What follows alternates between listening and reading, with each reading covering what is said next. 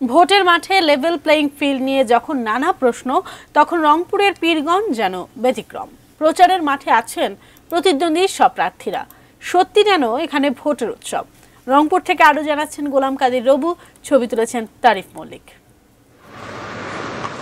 রংপুরের পীরগঞ্জ ভিআইপি আসন হিসেবেই পরিচিত, কারণ এখানেই প্রধানমন্ত্রীর শ্বশুরবাড়ি। যে কারণে বরাবরই ভিআইপি আসন হিসেবে এটি পরিগণিত হয়ে আসছে অনেক দিন ধরেই।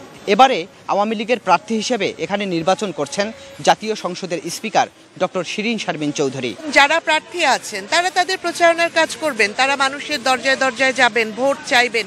এটাই তো কাজ, এটাই তো নির্বাচন। অন্যদিকে বিএনপির প্রার্থী হিসেবে নির্বাচন করছেন রংপুর জেলা বিএনপির সভাপতি সাইফুল ইসলাম। 30 তারিখে তার ভোট যদি প্রয়োগ করতে পারে, তাহলে তাদের পীরগঞ্জ মানুষ তার নিজস্ব প্রতিনিধি, স্থানীয় প্রতিনিধি বেছে নেবে। এই ব্যাপারে নিঃসন্দেহে এটা আশা করা যায় ইনশাল্লাহ। বিএনপি প্রার্থী সাইফুল ইসলাম চষে বেড়াচ্ছেন সারা পীরগঞ্জ। অন্যদিকে শিরীন শারমিন চৌধুরীও পথসভা এবং বিভিন্ন ধরনের জনসংযোগমূলক কার্যক্রম চালিয়ে যাচ্ছেন অনেক দিন ধরেই। যে উন্নয়ন করতে পারবো, আমি আমার নতুন ভোট তাকেই দেবো ইনশাল্লাহ। রাজ্যে নিয়ত করে আছি শিরীন শারমিনকে আমরা ভোট দেবো। তো সবাই পীরগঞ্জ আসনে মাননীয় প্রধানমন্ত্রীর মাধ্যমে এই এলাকায় ব্যাপক উন্নয়ন হয়েছে, সাধিত হয়েছে।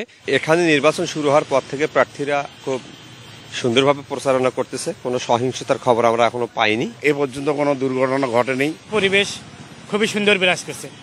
রংপুরের পীরগঞ্জের এই আসনটি এখন আওয়ামী লীগের দুর্গ, তবে এক সময় এটি ছিল জাতীয় পার্টির। সে সময় জাতীয় পার্টি থেকে 2 বার সংসদ সদস্য নির্বাচিত হয়েছিলেন নূর মোহাম্মদ মণ্ডল, যিনি পরে যোগদান করেন বিএনপিতে। সম্প্রতি তিনি যোগ দিয়েছেন আওয়ামী লীগে। যে কারণে তার এই যোগদান ভোটের হিসাব নিকাশে বিএনপিকে করেছে দুর্বল, অন্যদিকে আওয়ামী লীগকে করেছে আরও বেশি শক্তিশালী, আত্মবিশ্বাসী। তারপরেও ভোটের হিসাব শেষ পর্যন্ত কি হয় সেটা বোঝা যাবে 30 ডিসেম্বর। গোলাম কাদের রবু, এটিএন নিউজ, পীরগঞ্জ, রংপুর।